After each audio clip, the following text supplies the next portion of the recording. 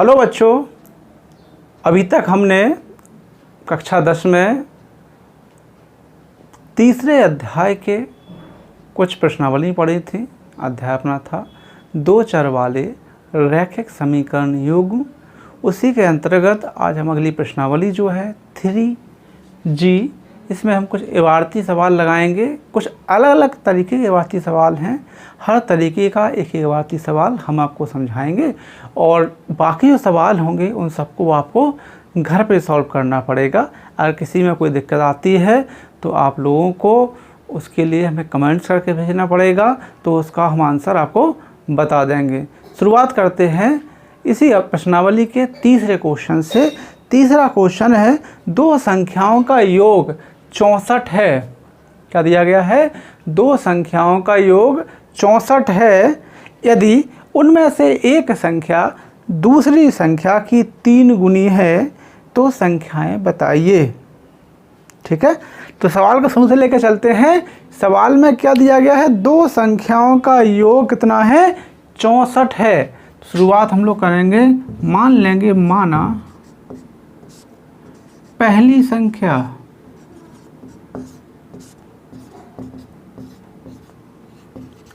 क्या मान लिया हमने कि पहली संख्या x है और दूसरी संख्या जो है वो y है।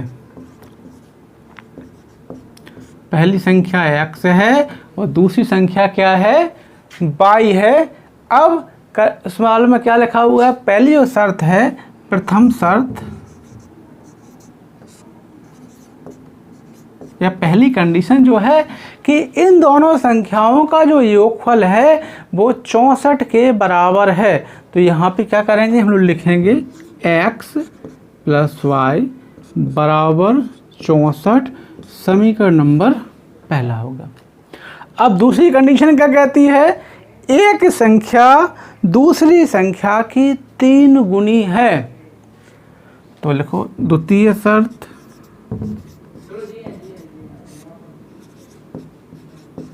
एक संख्या दूसरी संख्या की 3 गुनी है। तो x जो है बराबर है 3y के, माने y का 3 गुना जो है वो x के बराबर है। इससे हम लोग समीकरण बनाएंगे तो बच जाएगा x - 3y बराबर 0। समीकरण नंबर दूसरा। अब समीकरण 1 और 2 को हम लोगों को हल करना है। हल करने के बाद जो आंसर आएगा वही हमारा आंसर हो जाएगा। तो इसमें क्या करेंगे? समीकरण 1 से 2 को घटाने पर लिखेंगे, समीकरण 1 से 2 को घटाने पर जो हम लोग विलोपन विधि से हल करेंगे। यहाँ पे दोनों मान x के समान है, इसलिए हम लोग इसको लिख रहे हैं घटाने पर। तो x + y बराबर आ गया 64 और x - 3y बराबर आ गया 0। जब घटाएंगे चिन्ह बदल जाएंगे, माइनस प्लस माइनस, तो x से x कट जाएगा, y और 3y मिलके हो जाएंगे 4y बराबर आ जाएगा 64।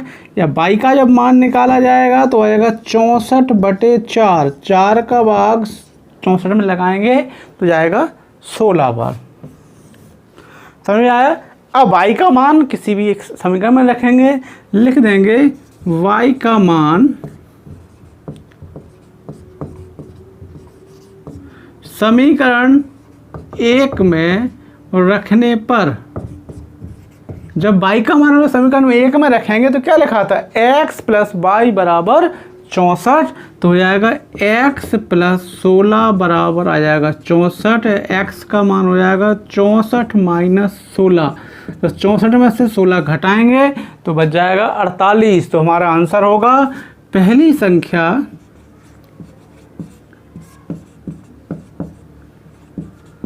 बराबर 48 और दूसरी संख्या बराबर 16। ये हमारा इसका आंसर हो गया। सवाल केवल इन सवालों में क्या है? इबारत से हम लोगों को समीकरण पहले बनाने हैं। अभी तक हमने समीकरणों को हल करना सीखा था। अब हम लोगों को करना क्या है? समीकरण पहले इबारत से समीकरण बनाएंगे, फिर उनको सॉल्व करेंगे। ये एक तरीके का सवाल हो गया। इस अभ्यास में काफ़ी तरीके हैं, उन सबको एक ही करके लगा के देखिए।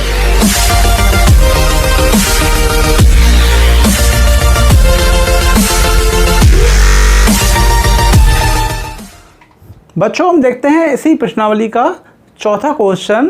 इसमें लिखा हुआ है यदि हम अंश में एक जोड़ दें तो हर में से एक घटा दें तो भिन्न एक में बदल जाती है। यदि हम हर में एक जोड़ दें तो यह 1/2 हो जाती है। वह भिन्न क्या है? समझिए पहले भिन्न क्या होती है। जब किसी संख्या को बटे के रूप में लिखा जाता है तो उसको भिन्न कहते हैं। मान लेते हैं माना अंश बराबर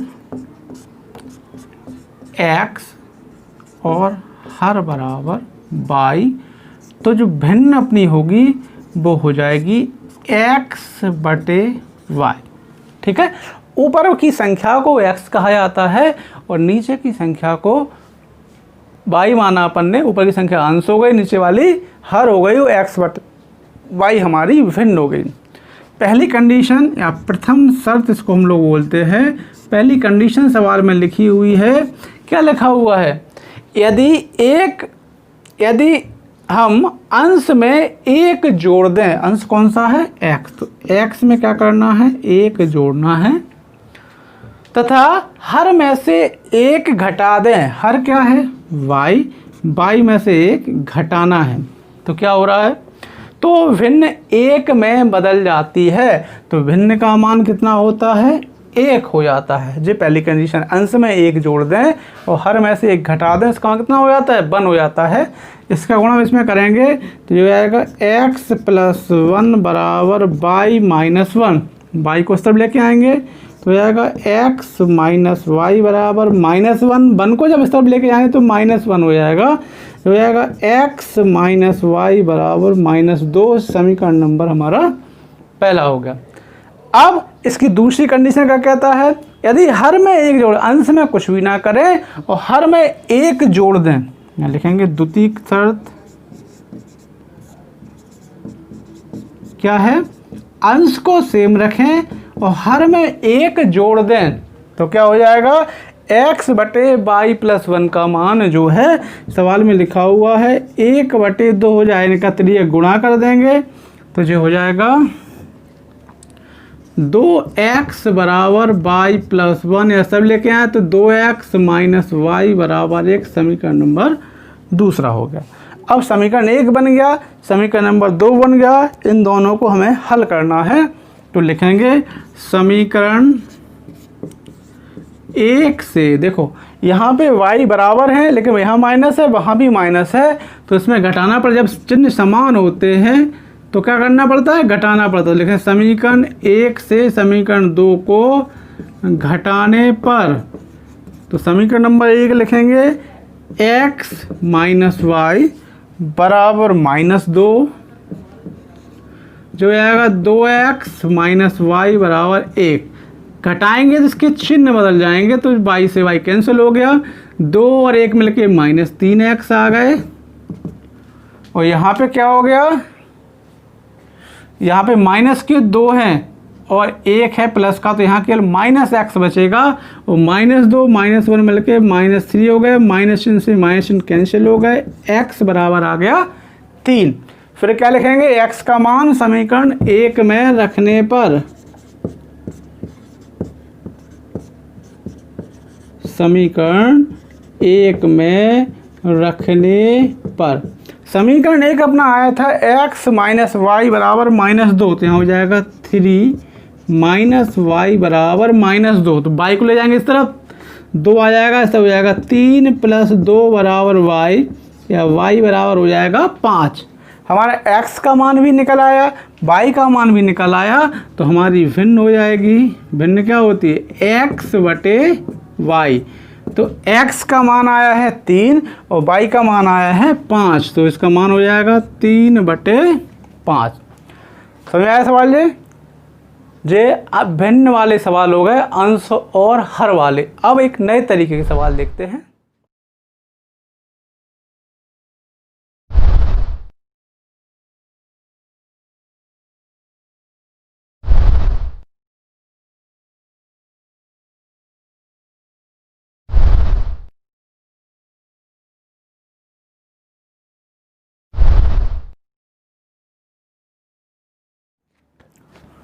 बच्चों हम लोग देखते हैं इसी प्रश्नावली का 8वां क्वेश्चन।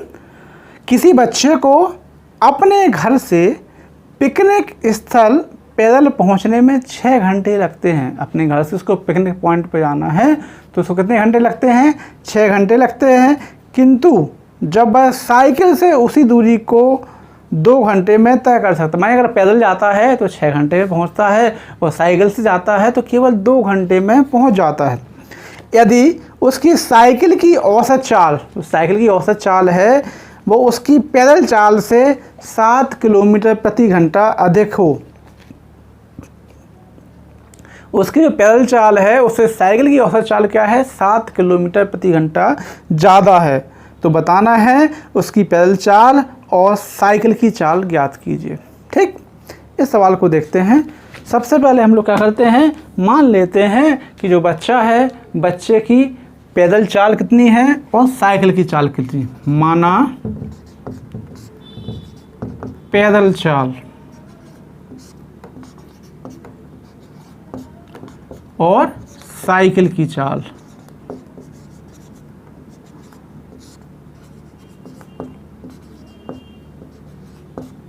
मान लिया कि इसकी पैदल चाल x किलोमीटर प्रति घंटा है और साइकिल से इसकी चाल जो है y किलोमीटर प्रति घंटा है। समझ में आया? पैदल कितनी है उसकी? x है और साइकिल से कितनी है? y है। अब उसको कोई दूरी तय करने में कितना समय लग रहा है? 6 घंटे और 2 घंटे। जब पैदल जाता है दूरी लगता है, दूरी बराबर क्या होता है? पढ़ा होगा हम लोगों ने, चाल बराबर होता है दूरी बटे समय। दूरी बराबर होता है चाल गुणे समय। ध्यान समझ ना, जब वो व्यक्ति पैदल जाता है तो दूरी अपनी हो जाएगी, चाल उसकी x हो गई और समय लगा उसको 6। अगर वो साइकिल से जाता है, कहाँ से जाता है? साइकिल से, तो दूरी तो वही रही, यहाँ y हो गया और समय लगा उसको 2 घंटे। ये क्या है? पहली कंडीशन, दोनों दूरी हैं, इसको भी दूरी कहेंगे और ये भी क्या है? दूरी है।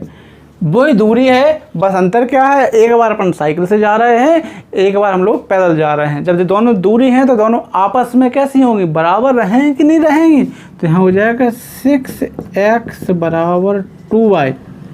अगर 2 से 6 में भाग लगाएंगे तो 3 बार चला जाएगा, एक समीकरण बन जाएगा 3x माइनस वाई बराबर 0। समीकरण नंबर पहला। जी हमारी प्रथम शर्त हो गई। ठीक, अब देखते हैं द्वितीय शर्त। दूसरी शर्त क्या कहती है कि जो साइकिल की चाल है वो पैदल चलने वाली चाल से 7 किलोमीटर प्रति घंटा अधिक है। साइकिल की चाल क्या थी? y, मतलब y जो है x प्लस 7 के बराबर है। ये तो हुआ, जो साइकिल की चाल है वो पैदल वाली चाल से 7 किलोमीटर प्रति घंटा अधिक है। तो y को हम सब लेके आएंगे, 7 को सब लेके आए तो एक समीकरण बन जाएगा x माइनस वाई बराबर -7। समीकरण नंबर दूसरा। दोनों समीकरणों को हमें हल करना है, विलोपन विधि से हल करते हैं। कैसे करते हैं? समीकरण 1 में से 2 को घटा के, तो लिख देंगे समीकरण 1 से 2 को घटाने पर। जब हम लोग समीकरण 1 से 2 को घटाएंगे तो समीकरण पहला जो हमारा है वो है 3x माइनस वाई बराबर 0। यहाँ पे लिखा हुआ है x माइनस वाई बराबर -7। घटाएंगे तो उनके चिन्ह बदल जाएंगे, यहाँ पे हो जाएगा माइनस, यहाँ प्लस, बाई वाली संख्या कैंसिल हो गई। 3 में से 1 घटाएंगे तो 2 बचेगा, यहाँ पे 7 आ जाएगा। x बराबर आएगा 7/2। अगर पॉइंट में निकालना चाहे तो आएगा 3.5 किलोमीटर प्रति घंटा। जी हमारा x का मान निकल आया, मतलब पैदल वाली चाल आ गई। इसका मान समीकरण नंबर 1 में रख दो तो y का मान निकल आएगा, या 2 में रख दो। समीकरण नंबर 2 में रखते हैं तो लिख देंगे x का मान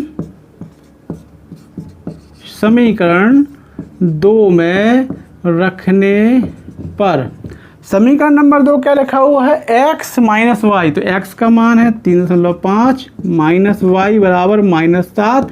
जब y का मान निकालेंगे तो होगा 3.5 धन के 7 बराबर आएगा 10.5 किलोमीटर प्रति घंटा। तो जब आंसर लिखेंगे तो लिखना पड़ेगा पैदल चाल बराबर 3.5 किलोमीटर प्रति घंटा और साइकिल की चाल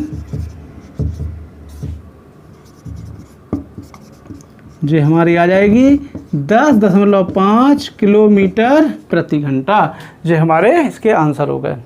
ठीक है, जो अपने पैदल और साइकिल वाले सवाल हो गए। अब हम कुछ अलग तरीके के सवाल देखते हैं।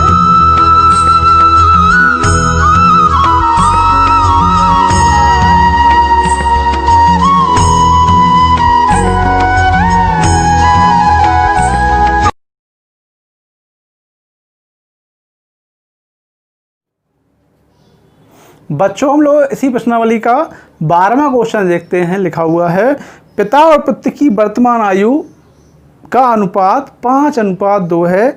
10 वर्ष बाद उनकी आयु का अनुपात 2:1 हो जाएगा। दोनों की वर्तमान आयु ज्ञात कीजिए। ठीक है, क्या करना है, दोनों की वर्तमान आयु हम लोगों को निकालनी है। सबसे पहले मान लेते हैं कि पिता पुत्र की आयु कितनी है। पहले तो समीकरण कौन सा क्वेश्चन है, 12वां, तो लिखेंगे माना पिता की आयु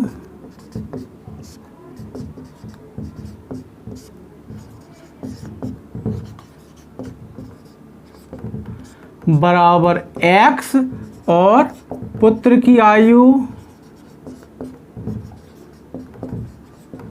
बराबर y। अब सवाल में क्या लिखा हुआ है कि पिता पुत्र की जो वर्तमान आयु है उसमें 5:2 का अनुपात है। तो प्रथम शर्त क्या हो गई, पिता और पुत्र की जो आयु में है 5:2 का अनुपात है। इनका त्रिज्या गुणा कर देंगे तो यहाँ हो जाएगा 2x बराबर 5y। 5y को बराबर सब लेके आएंगे तो हो जाएगा 2x माइनस 5y बराबर 0। समीकरण नंबर पहला हो गया। दूसरी कंडीशन क्या है कि 10 वर्ष बाद उनकी आयु का अनुपात 2:1 है। अब लिखेंगे 10 वर्ष बाद पिता की आयु और पुत्र की आयु, समझना। जैसे मान लिया जाए कि आज आपकी आयु जो है 15 साल है, तो 10 साल बाद कितनी होगी, अपन क्या करेंगे 15 में 10 जोड़ के 25 साल हमारी आयु हो जाएगी। ऐसे इसमें आज पिताजी की जो आयु थी वो x थी, 10 साल बाद क्या हो जाएगी x प्लस 10। ऐसी पुत्र की आयु क्या थी, y थी, 10 साल बाद उसकी आयु क्या हो जाएगी y प्लस 10 हो जाएगी। अब कंडीशन क्या है, दूसरी कंडीशन लिखी हुई है कि पिता पुत्र की जो आयु का अनुपात है वो 2:1 है। तो x प्लस 10 बटे y प्लस 10 बराबर 2/1। इनका करना है त्रिज्या गुणा। जब गुणा करेंगे तो यहाँ हो जाएगा x प्लस 10 बराबर 2y प्लस 20। 2y को सब लेके आएंगे तो एक समीकरण बन जाएगा x माइनस 2y बराबर 20 में से 10 घटाए तो यहाँ पे 10 बच गए। समीकरण नंबर दूसरा। अब करना क्या है, यहाँ समीकरण नंबर 1 है 2x माइनस 5y है, यहाँ पे x माइनस 2y। तो क्या करेंगे, समीकरण अगर 2 में हम लोग 2 से गुणा कर दें और समीकरण 1 से घटा दें। देखो समीकरण 2 में 2 से गुणा कर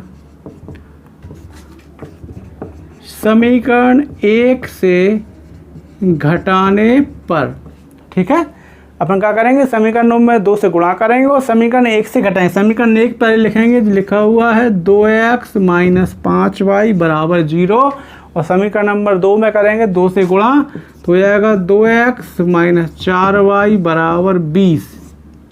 घटाना है तो माइनस प्लस माइनस हो जाएगा, ये वाली संख्या कट जाएगी। 5y में से 4y बचेंगे तो माइनस के y, यहाँ बचेगा माइनस के 20, या y का मान हो जाएगा 20।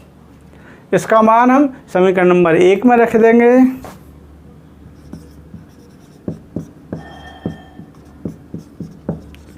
समीकरण नंबर 1 में रखने पर जब y का मान समीकरण नंबर 1 में रखेंगे तो जो हो जाएगा 2x माइनस 5y बराबर 0।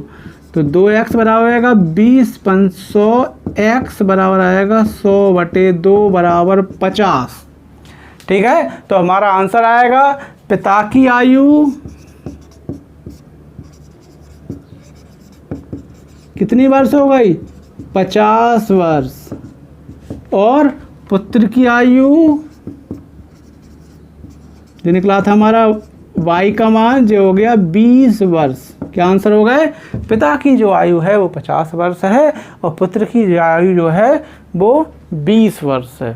ये अपने पिता पुत्र वाले सवाल हो गए। ऐसे सवाल पेपरों में आते हैं। ठीक है, और तरीके के भी सवाल देखते हैं।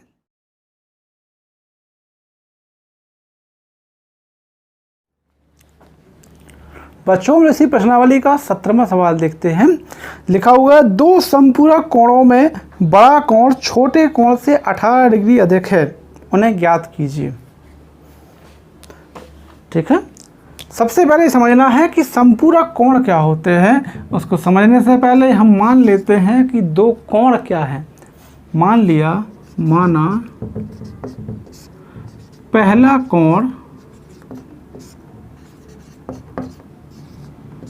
बराबर x और दूसरा कोण बराबर y। समपूरक कोण वे कोण कहलाते हैं जिनका योगफल 180 अंश हो। ठीक है, सवाल में क्या लिखा हुआ है? 2 समपूरक कोणों में बड़ा कोण छोटे कोण से 18 डिग्री अधिक है। तो सबसे पहली कंडीशन हो गई, प्रथम शर्त जो रहती है कि समपूरक कोण अगर हैं तो इन दोनों का जो योगफल है वो 180 अंश हो जाएगा। इसको मान लो x + y बराबर 180। अब द्वितीय शर्त क्या है? इसमें लिखा हुआ है कि बड़ा कोण जो है छोटे कोण से 18 अंश अधिक है। मान लिया कि x बड़ा है और y छोटा है, तो इसमें अपन को 18 और जोड़ना पड़ेगा, तो ये बराबर हो जाएंगे। तो यहाँ समीकरण बन जाएगा x - y बराबर 18। समीकरण नंबर दूसरा आ गया।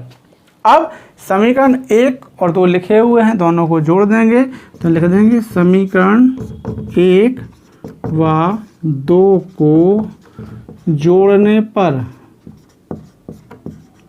तो जो हो जाएगा x + y बराबर 180 अंश और x - y बराबर 18 हो जाएगा। माइनस जोड़ेंगे तो चिन्ह बदल देंगे नहीं इसके, x y से y कट जाएगा, जो आएगा 2x बराबर 198, x बराबर आ जाएगा 99।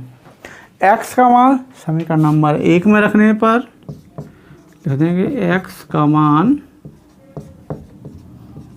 समीकरण 1 में रखने पर, समीकरण 1 में जब x का मान रखेंगे तो हो जाएगा 99 + y बराबर 180, या y बराबर हो जाएगा 180 - 99। बताओ कितना बचेगा?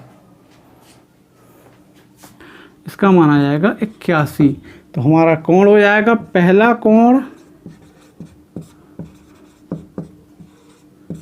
बराबर 99 और दूसरा कोण बराबर हो गया 81।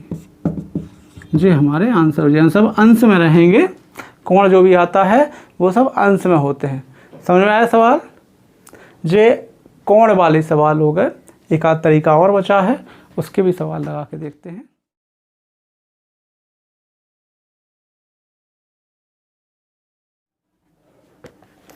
बच्चों हम देखते हैं इसी प्रश्नावली का 19वां क्वेश्चन।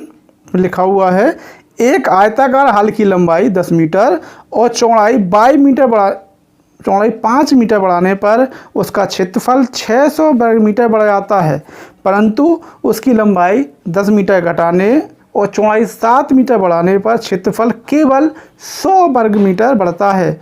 हॉल की लंबाई और चौड़ाई ज्ञात कीजिए। देखो क्या है, एक आयत है। सबसे पहले आयत है तो अपन मान लेंगे आयत की क्या होती है, लंबाई और चौड़ाई। तो मान लेंगे कि माना आयत की लंबाई बराबर x और चौड़ाई बराबर y। जो आयत का क्षेत्रफल होता है वो होता है लंबाई गुणे चौड़ाई के बराबर, तो यहाँ हो जाएगा x गुणे y। ठीक है, इतने में कोई परेशानी। तो आयत की लंबाई हो गई, चौड़ाई हो गई, उसका क्षेत्रफल हो गई। अब कंडीशन शुरू होती है प्रथम शर्त से।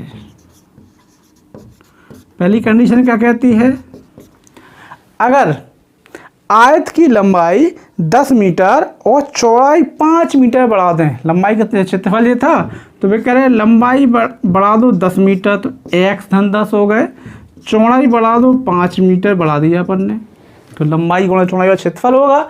तो वे कह रहे हैं क्षेत्रफल में 600 वर्ग मीटर बढ़ जाता है। क्षेत्रफल क्या था, एक्स वाई, इसमें 600 वर्ग मीटर क्या हो जाएगा, बढ़ जाएगा। लंबाई को 10 बढ़ाया, चौड़ाई को 5 बढ़ाया, तो क्षेत्रफल कितना बढ़ गया, 600। अब इसका गुणा करते हैं बाई का इसमें, तो यहाँ हो जाएगा एक्स वाई प्लस 10 वाई, 5 से गुणा करेंगे, प्लस के 5x प्लस के 50 बराबर एक्स वाई प्लस के 600। एक्स वाई से एक्स वाई कैंसिल हो गए, यहाँ बचा अपने पास 5x प्लस के 10y बराबर 600 में से 50 घटाएंगे तो बचेगा 550। ये हमारा पहला समीकरण हो गया। अब लिखेंगे दूसरी कंडीशन, द्वितीय शर्त। क्या लिखी हुई दूसरी शर्त बताइए। उसमें लिखा हुआ है कि लंबाई को 10 मीटर कम कर दें और चौड़ाई को 7 मीटर बढ़ा दें। लंबाई को क्या करना, अभी ने बढ़ाया था 10, अब 10 को करना है कम x में से, लेकिन चौड़ाई को 5 की जगह पे 7 बढ़ाना है। तो इसका क्षेत्रफल जो है वो 100 वर्ग मीटर बढ़ जाता है। तो यहाँ क्या आएगा, प्लस के 100 आ जाएंगे।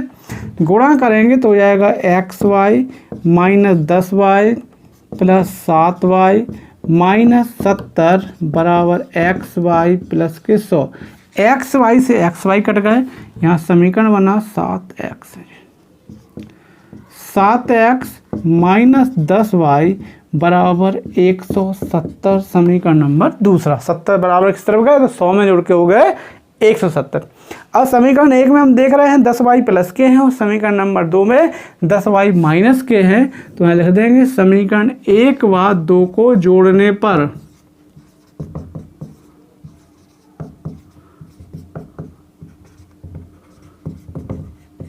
तो समीकरण 1 लिखा है 5x प्लस 10y बराबर 550 और 7x माइनस 10y बराबर 170। जोड़ेंगे तो ये कैंसिल हो जाएंगे। 7 में जोड़ के 5 तो हो गए 12x बराबर, इन्हें जोड़ेंगे तो 0 7 5 12 6 720। x का भाग 720 में लगाएंगे 12 का, तो 12 6 72, मतलब आंसर आएगा 60। फिर x का मान समीकरण नंबर 1 में रखते हैं।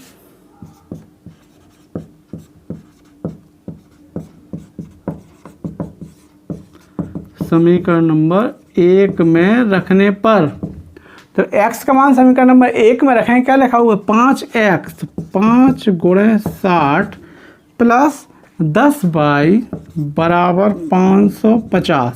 तो 10y बराबर हो जाएगा 550 माइनस 6 पंचे 30, मतलब हो जाएंगे 300।